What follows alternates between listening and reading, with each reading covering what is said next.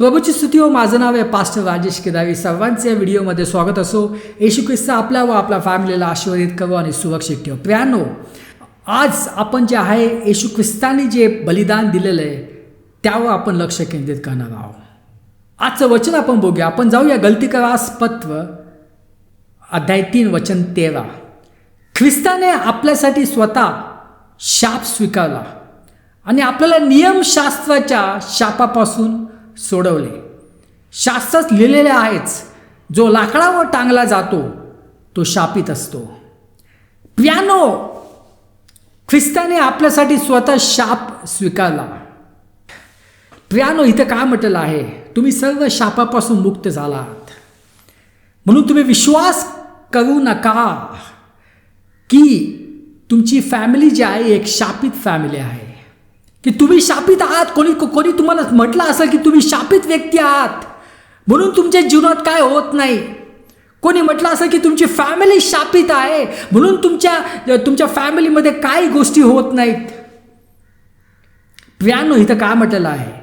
ख्रिस्ताने आपल्यासाठी स्वतः शाप स्वीकारलेला आहे. हालेलुया.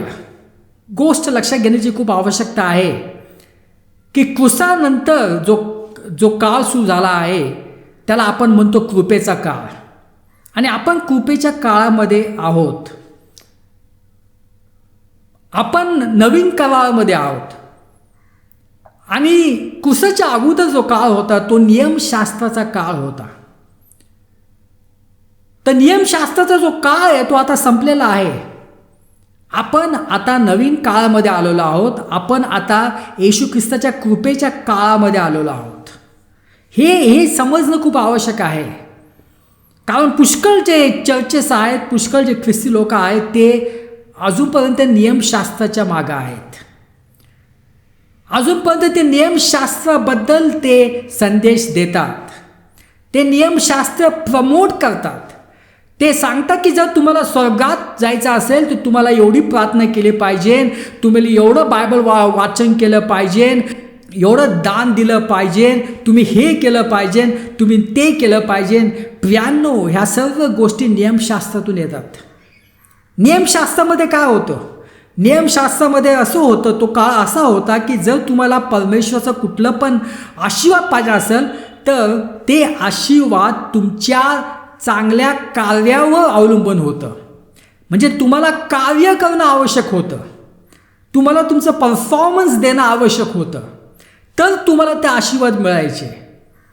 पण प्रियानो, क्रूसानंतर जो काळ सुरू झालेला आहे तो आहे कृपेचा काळ. आणि आता आपल्याला आशीर्वाद जे आहेत ते देवाच्या कृपेमुळं मिळतात, ते येशू ख्रिस्ताच्या कृपेमुळं मिळतात. त्याने जे कार्य केलेलं आहे क्रूसावर त्याच्यामुळं आपल्याला आशीर्वाद मिळतात. म्हणून पवित्र शास्त्रामध्ये म्हटलं आहे की तारण जे आहे ते देवाच्या कृपेमुळं आपल्याला मिळतं, स्वतःच्या कर्मामुळे आपल्याला मिळत नाही आहेत. कुठलेही तुम्हाला आशीर्वाद पाहिजे नसेल, तुम्हाला आरोग्य पाहिजे नसेल, तुम्हाला सर्व बंधनातून मुक्ती पाहिजे नसेल, प्रियानो, हे सर्व येशू ख्रिस्ताच्या कृपेमुळे मिळतं, स्वतःच्या कार्यामुळं नाही. आता नियमशास्त्रामध्ये कसं होतं की जर तुम्ही एक पण नियम मोडला, हे सगळं नियम मोडल्यासारखं होतं. आणि नियम मोडला म्हणजे शाप यायचा. म्हणून सर्वजण शापित झाले होते. कारण कोणी जे आहे ते नियमशास्त्र पाळू शकत नाही आहे.